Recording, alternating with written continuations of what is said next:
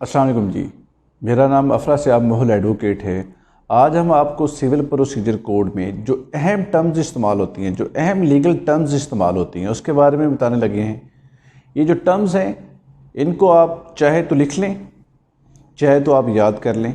ये आपको बहुत बेनिफिट देंगी, क्योंकि ये जो टर्म्स मैं आज आपको बताने लगा हूँ, ये बार बार सिविल प्रोसीजर कोड में इस्तेमाल होती हैं। तो आइए चलते हैं, इनको डिस्कस करते हैं। सबसे पहले हम बात करते हैं एफिडेविट की। एफिडेविट को सेक्शन 139 सीपीसी डील करता है। उसके बाद ऑर्डर 19 सीपीसी जो है ये एफिडेविट को डील करता है।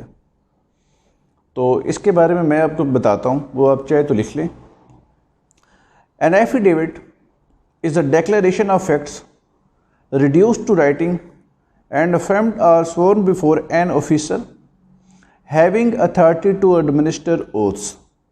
It should be drawn up in the first person and contain statement and not inferences.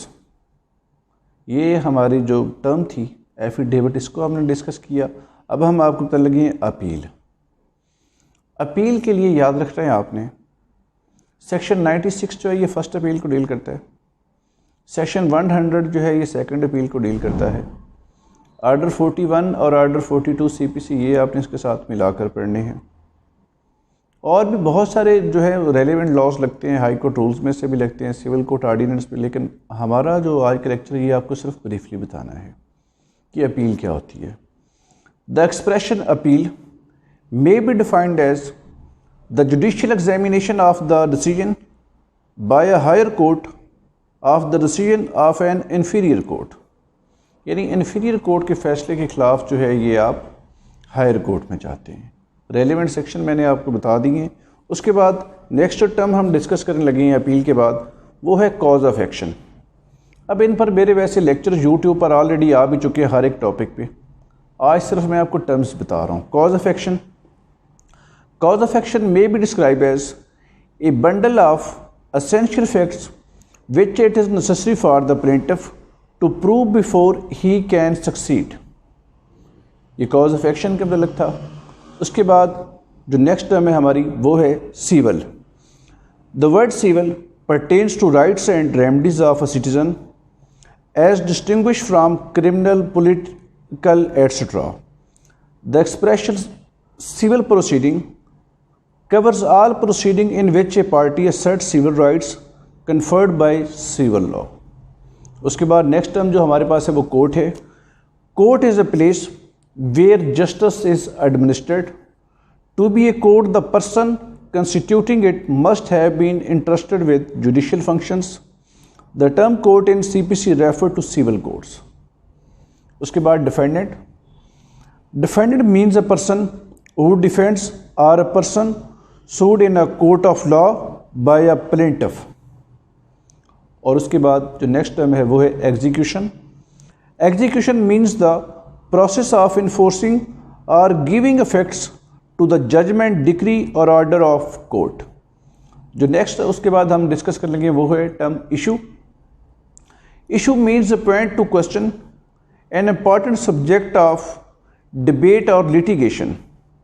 Issues are of three kinds: issue of fact, issue of law, mixed issue of fact and law। issue arise when a material proposition, अब यहाँ से थोड़ा note कर लीजिएगा, ये बहुत अहम बात है जो इंटरव्यू में पूछी जाती है। issues arise when a material proposition of fact or law is affirmed by one party and denied by the other party। उसके बाद नेक्स्ट टर्म जो हम आपसे डिस्कस करने लगे हैं वो है, देखते हैं। jurisdiction means authority to decide। jurisdiction may be defined to be the power or authority of a court to hear and determine a cause, to adjudicate and exercise any judicial power in relation to it। Jurisdiction means the extent of the authority of a court to administer justice prescribed with reference to subject matter, pecuniary value and territorial limits।